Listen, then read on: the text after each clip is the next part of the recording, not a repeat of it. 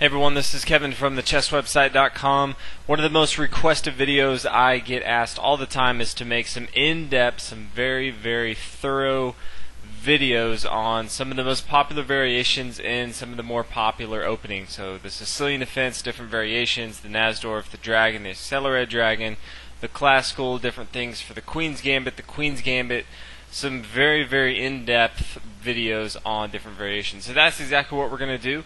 I think it's going to be a great series. I probably have about 80 or so videos in the works for all the different variations. But we're actually going to start with the Sicilian defense, and in this video we're going to start with the dragon. It is the sharpest, it is the most aggressive opening, and being an aggressive player myself, it is my favorite variation in the Sicilian defense, so I thought what better way to start the series than with the dragon variation. So we'll go ahead and get into the dragon variation. It starts with pawn to e4, pawn c5, this is the Sicilian defense, knight f3, simple development, pawn to d6, pawn d4, black's going to exchange his pawns on d4, knight takes on d4, black comes to f6, knight c3, and pawn to gc6. Now if you're watching this and you're like, hey Kevin, you're going through these moves really fast, why are you doing that? Again, this is just the dragon variation video. If you do kind of want an overview on the Sicilian defense, definitely watch that video first. But this right here is the dragon variation, so this is kind of going to where we spend a lot of time. Now there are 4 different main lines that are going to come out of this. We do have the Yugoslav attack, which is very common, kind of the main line that you'll see. We do have the classical variation. We do have the Levin fish variation. It's my personal favorite. It's kind of the most aggressive. And lastly, we do have the Harrington Gleck variation, but these all come from and stem from this setup right here, and this is the dragon variation in the Sicilian defense. Now, as in most of my videos, I always say one of the more important things you need to do when you watch the video is try to understand the theory behind it, kind of the key concepts that both sides are really aiming for. That way you're not really memorizing moves, and if you get into a chess game and someone doesn't move exactly as you expect them to, doesn't move exactly as they did in the video, you kind of understand the theory and your game plan behind it, so you kind of know how to move forward with that. So before we kind of get into the main line and the main variations within the dragon variation of the Sicilian defense, I do want to kind of talk about some of the key objectives for both sides and kind of what they're looking for in this game plan. Now keep in mind it is white's move, so white can obviously he can develop another one of his minor pieces. As you can see, he has a huge lead in development, especially in the center of the board here. If he could move another pawn to f4, he could really try to dominate the center of the board. He already is kind of dominating the center of the board. He could develop another minor piece. Black only has one minor piece right here on the f6 square. So as far as development, black is definitely behind. So white really wants to take advantage of his lead in development. White is also really trying to hone down on these light squares. Obviously, he does have this pawn here on e4.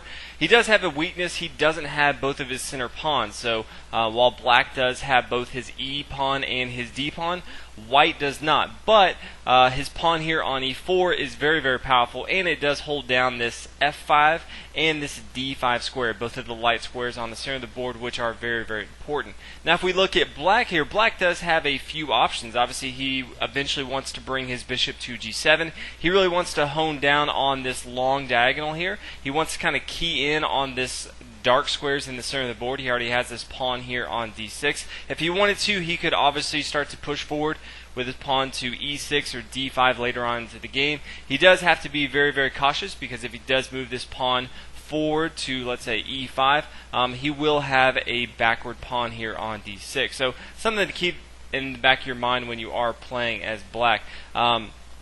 Now, from his light square bishop here on c8, he does want to get this involved into the game. He does have his knight here on b8 right now. It typically is going to come to c6, trying to control the center of the board. He does have this c file. It is a semi-open semi-file. More than likely his rook's going to come to this semi-open file. Anytime you have a semi-open file, you really want your rook there because it has a lot more room to go.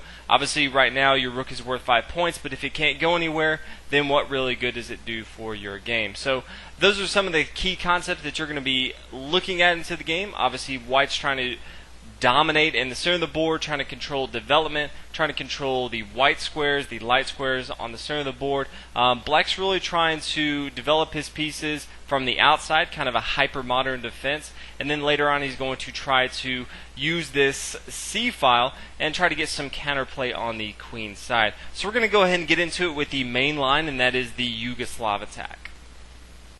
Now the Yugoslav attack, again, this is the main line. It continues with bishop to e3, again, simple development move from white. Typically his dark squared bishop is his least valuable bishop in the game.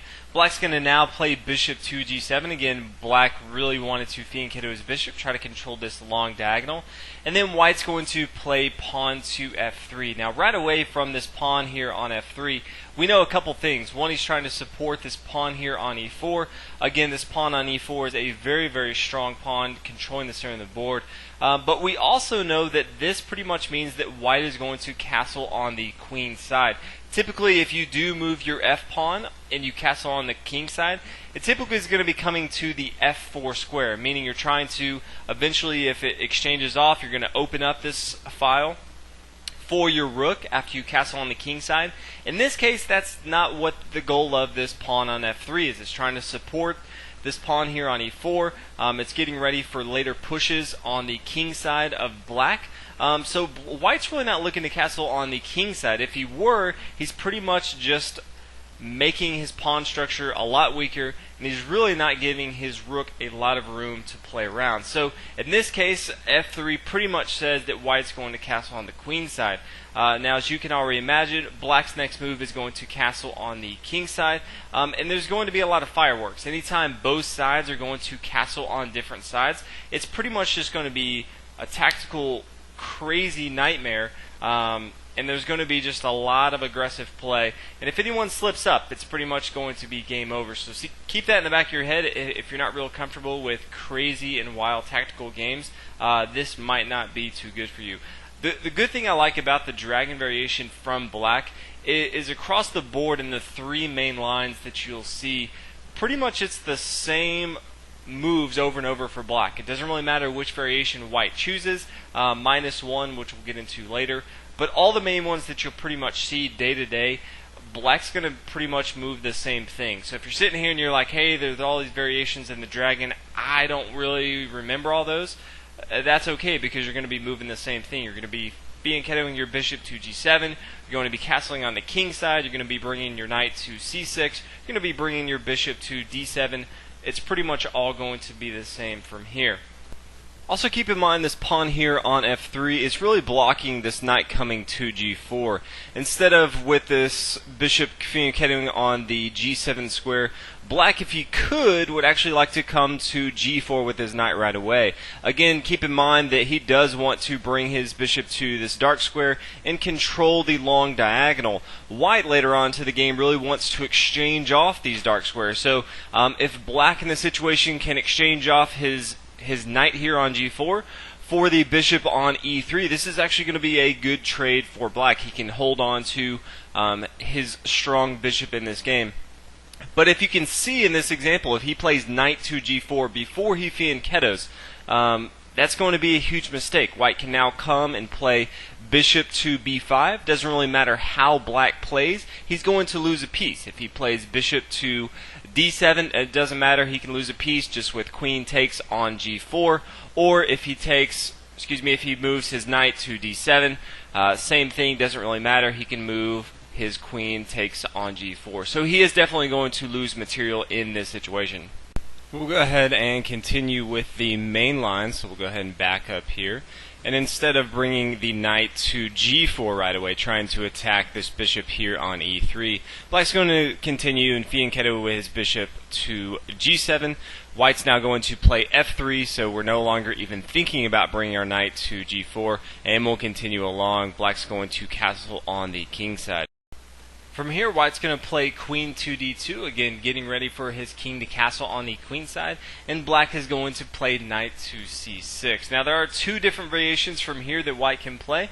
Before I get into those, I do kind of want to stop again and kind of look at some of the themes for both sides on the chessboard right here. Now if we kind of look at white, White's really going to look to exchange off the dark square bishops. Again, the dark square bishop is typically the weaker the bishops for white, typically because the light square bishop can attack the f7 square, which is a huge weakness for black early on into the game, especially since it kind of holds down and pins down to the king here on g8. So if black has his way, he really wants to exchange off the light square bishop from white. So later on, once the light square bishop comes into the game, if it comes to c4, if it comes back to b3, doesn't really matter.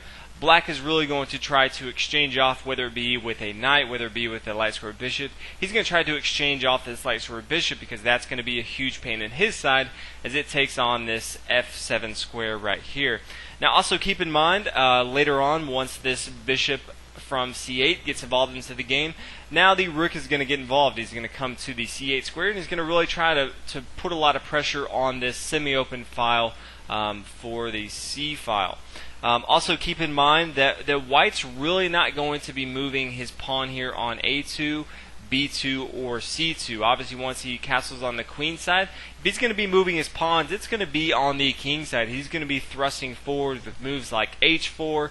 He's going to start getting his bishop involved into the game. He can start bringing his other pawns involved into the game. He's not going to be wasting moves with a2, b2, c2 thrusting forward. So if you do see your opponent making moves like that, make them pay, because again, both sides are going to be castling on different sides, so it's pretty much going to be whoever can mate their opponent fastest. So just keep these in mind when you're thinking about this. Now again, I did talk about two different variations. One of the variations is to castle on the queen side right away, and the other is to bring the bishop to c4, attacking this f7 square right away. Now both of these are going to take place in the Yugoslav attack. It just really depends on which one you want to do first. Now keep in mind, if white decides to castle on the queen side, black can always push forward with d5. Again, with any opening, anytime you're doing a hyper-modern defense, basically trying to control the center of the board with your minor pieces from the outside, eventually you want to crack open and control the center of the board. You don't want your opponent to control the center of the board the entire game. So once white castles on the queen side, then black can play pawn to d5, again trying to disrupt the center of the board here. Now a lot of times, instead of castling on the queen side first, you may instead see the bishop come to c4. Again, this is now stopping the pawn coming to d5 immediately, and it's also putting a lot of pressure on this f7 square. Now from here, you may see black develop his bishop to d7, and then from here you may see white castle on the queen side. So again, as we talked about before, both of these moves are going to happen. It just is a matter of when you want these moves to happen. Now from here you could see black bring his rook to c8.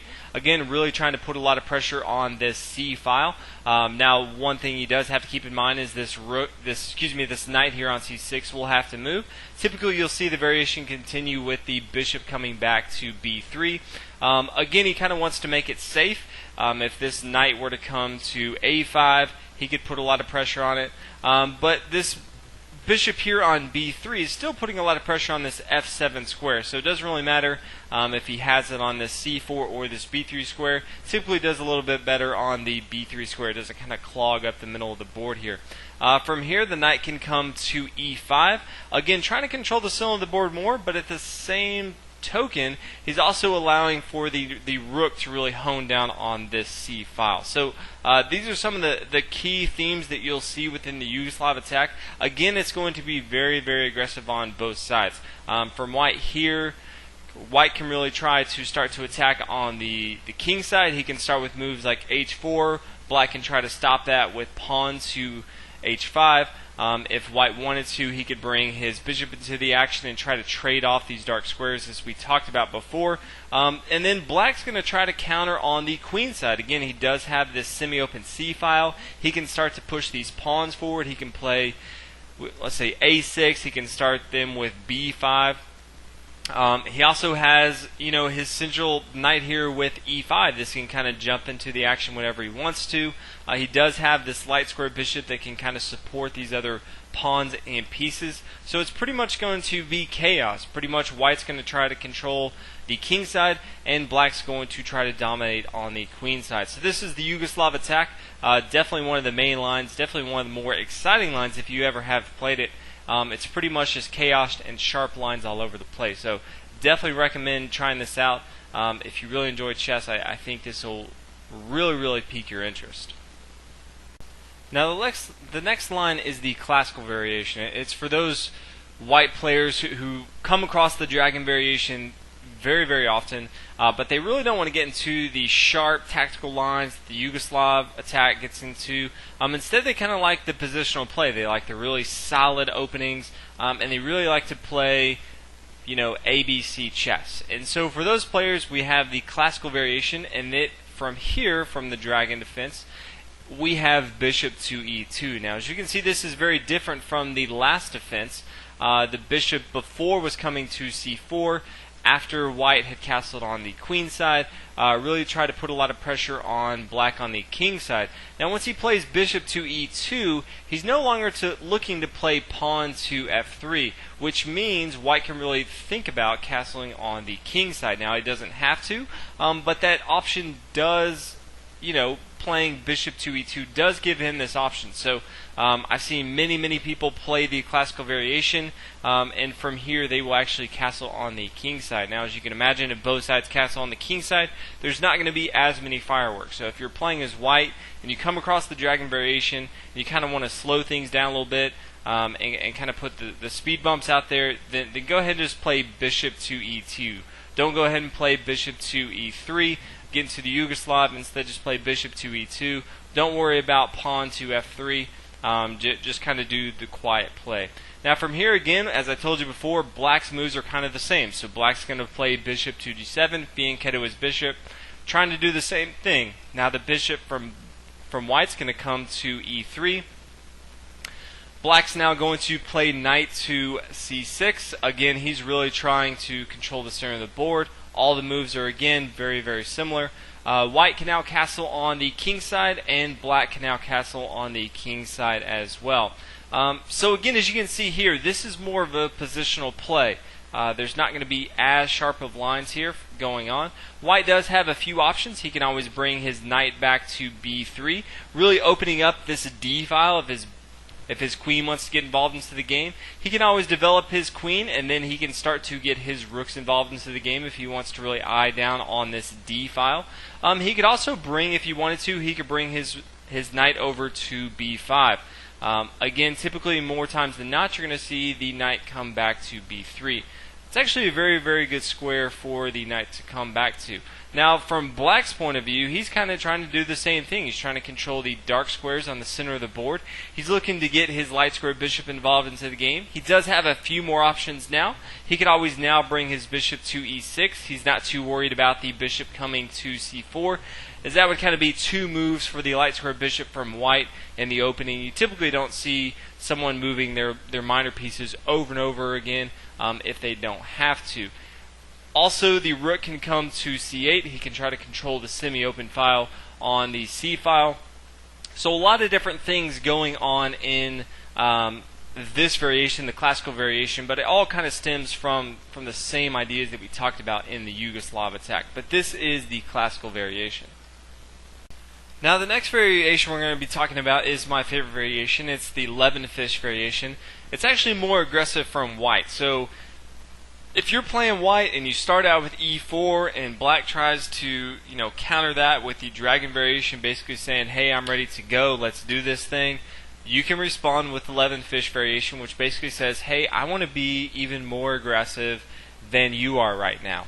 And that actually is pawn to f4. You can kind of tell right away that fireworks are going to ensue. And what this pretty much does is it kind of starts the fireworks as far as the pawn thrusting forward right away. Typically in the Yugoslav attack, even in the classical variation, doesn't really matter which side you're going to be castling on.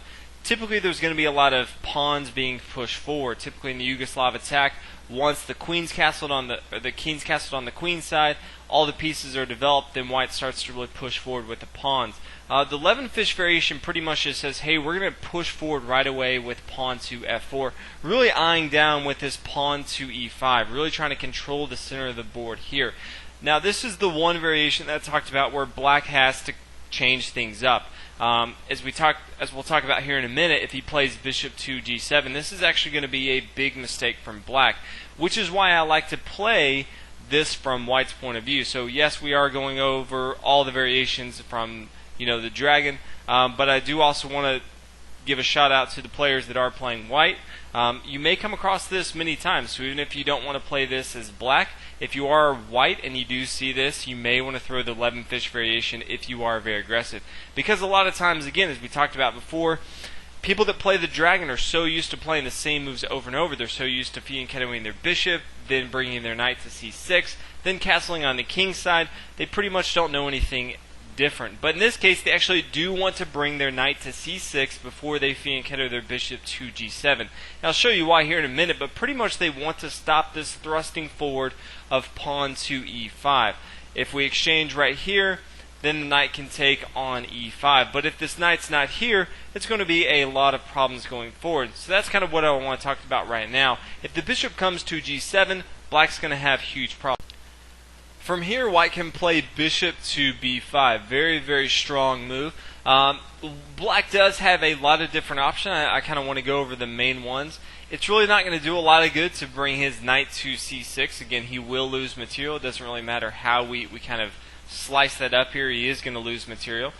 We could even, if we wanted to exchange with our knight here first, and then he's going to check the king here and attack this rook here on a8. So that's not really a good move. His other options would be to bring a piece to this d7 square. So we'll kind of look at some of those options right here. His first two options he does is to bring either the bishop or the knight here to d7. So we'll go ahead and start with the knight here coming to d7.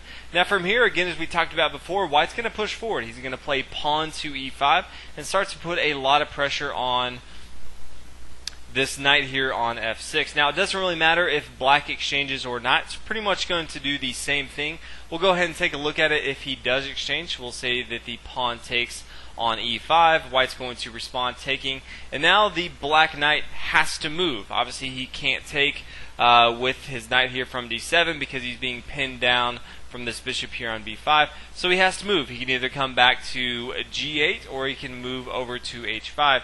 Doesn't really matter, we'll just put him here on h5, and then the pawn's going to continue down the board, putting a lot of pressure on black with pawn to e6. Now, the really only way that black has to save face here as far as a material standpoint is to play pawn takes on e6. After he does that, white can now come in with knight capturing on e6. You can start to see black's really starting to fall apart as far as his structure. His king's no longer safe. Doesn't really matter if he castles on the king side or the queen side.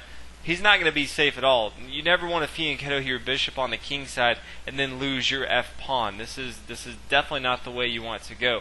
Obviously the king here on e1, he can castle on the king side, make his rook here on the f file very, very powerful. It's a full open file. Or he can always castle on the queen side. He does have a lot of safety here on the queen side. So it doesn't really matter how you look at it, black's going to be in a lot of trouble. Now again, we can come back here. We can, let's say he doesn't move his pawn here. He can always move his knight back to g8 right away. Doesn't really matter. White's going to continue with the same thing as we talked about. He can bring his pawn to e6 now, again putting a lot of pressure on this pawn on f7. Again, he's also attacking this knight here on d7, which cannot move. So again, the only thing he can do is bring his his pawn to e6. And after he recaptures, again, we're kind of in this same boat right here, putting a lot of pressure on black, and there's not a lot for him to do. Same thing is really going to happen if he brings his bishop to d7. We're going to continue doing the same thing, pushing forward with our pawns. Pawn to e5. Again, if he captures, doesn't really matter. He's going to take. Knight's going to have to move, and then we continue to push forward with the pawn here on e6. If he takes, he's still going to be in a lot of trouble. Do want to touch on one other point. Probably one of his better moves he does has is if he brings his knight back to d7. From here, white has a few options, but again, if you kind of look at it, white's really putting a lot of pressure on black, and black's really stopping a lot of his development possibilities. Yes, he is kind of saving face a little bit as far as a material standpoint, but he no longer can get his light square bishop involved into the game. He can castle on the king side, but he's pretty much moved his minor piece, his knight here on f6. He's now moved it to d7, which is not, you really don't want to be moving your minor pieces all over the board. Also, as we can tell, white does have a lot of different options from here. He can castle on the king side, really start to put a lot of pressure. Again, he still has his pawn on f4, so he can start to push that forward, put a lot of pressure. He can always get his queen involved into the game. He can get his dark square bishop involved into the game. It's going to be very hard for black to put a lot of pressure on white right now. In other variations, we have a lot of tactical, and aggressive lines from black, but right now it's just kind of being passive, kind of just blocking everything that white has, and white's kind of just starting to really dominate the center of the board as far as development. And it's going to be really hard for black in this situation. So again, the 11 fish variation just starts with that pawn to f4. Very, very aggressive line from white, but I find it very, very useful, especially for those players that are not too familiar with it. Now the last variation is the Harrington-Gleck variation, and there's not as much theory on it, so I'm not going to go too in-depth in it just because you don't see it that often at all. But definitely knowing the concepts that we've talked about in the video, you may want to try it out. It does have some great positional play from white's side. Again, black's theory is kind of the same. He's going to be playing the same moves from the beginning. But it starts out with bishop to e3 from white. Black's going to continue the same thing with fianchettoing his bishop to g7. The bishop is now going to come to e2. Black's going to castle on the king side, and then the queen's going to come to d2. From here, black's going to continue with knight to c6. Again, same format we talked about before. And then white has two options. He can castle on the king side, or he can castle on the queen side. So if you're looking for a lot of, a lot of different ideas as far as which way you can go, you can kind of mix it up. You can try some games castle on the king side. You can have some games castle on the queen side. More times than not, you're going to see castling on the queen side. Again, you kind of do have all your pieces kind of lined up against the king side, so you kind of have an attack already starting. Again, from here, white really wants to start pushing forward with his pawns on the king side. He does start to have his bishops and his knights ready to go attacking on the king side. So not as sharp as play as we've seen from some of the other moves. The Yugoslav attack where the bishop's coming out to c4, putting a lot of pressure on black on the f7 square. But you definitely still see a lot of solid play from white. So it really depends on how aggressive or not aggressive you want to be in this defense from both sides, from black or from white. You have a ton of different options. There's so much theory, so many fantastic games that you can watch. If you kind of like one of the variations, if you say, you know what, I really like the 11 fish variation, go check out some different games of some of the famous players that have played that. If you kind of like the Yugoslav, go check out some of the famous games played by that. There's so much great theory based on all these, and kind of think about some of the themes and the ideas that we've talked about, and kind of see how those players use the semi-open file for their rook here. See how white really tries to control the center of the board with the light squares. See how white really tries to exchange his dark square bishop off the board, and how black really tries to exchange the light square bishop off from e2. So really don't just try to memorize all the moves that we talked about. As we get into the series of going into the different lines, really just start to pay attention to all the theory and the key concepts that we're talking about in the video. So again, this is video number 1. Hope you guys enjoyed the video of some deeper analysis of some of the variations that you'll see in some of the more common openings like the Sicilian defense.